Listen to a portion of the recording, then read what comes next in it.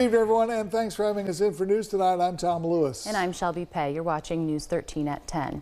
Panama City officials have selected a design plan for the controversial Beach Drive multi-purpose pathway project. And it gives the public a pretty good idea of what the pathway will actually look like, but it's not the final plan. News 13's Amy Diaz joins us live in our studios. Amy, what's been the reaction so far? Tom, we haven't heard anything from the city, but we did catch up with a Beach Drive resident who's still not sold on the project.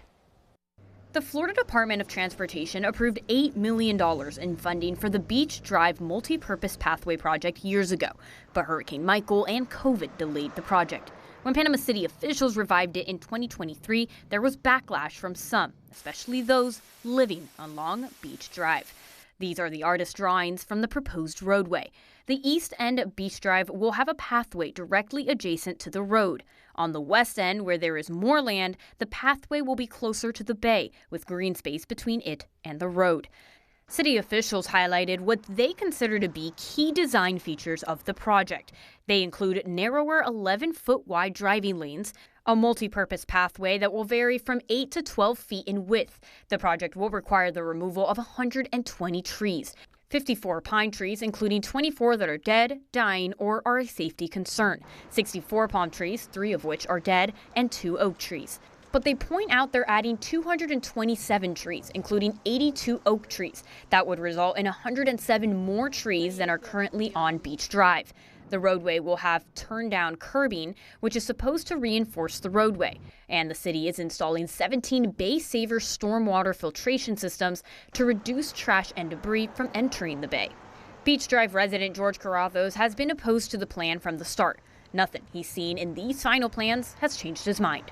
That's kind of complicated in that they also have to dig up the road at 17 locations and replace the underground culvert to get to the bay saver. The bay saver filters out sediment, but it doesn't do such a good job at filtering out pollutants. Carrathos says him and most of his neighbors moved to Beach Drive for a reason. The purpose for which most people build on Beach Drive is for the view and the access to the beach.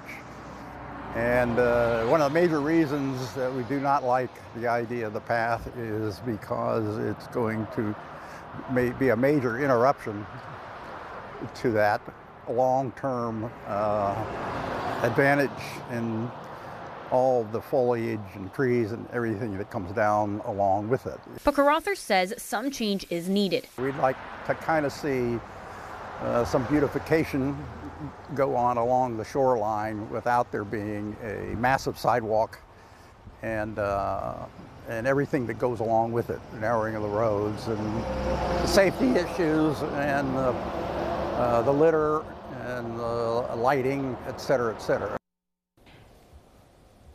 Panama City officials released the plan a few minutes before 4 o'clock this afternoon. We immediately called to request an interview, but we were told no one would comment until tomorrow. And none of the city commissioners answered our calls. Amy, what is next with this plan?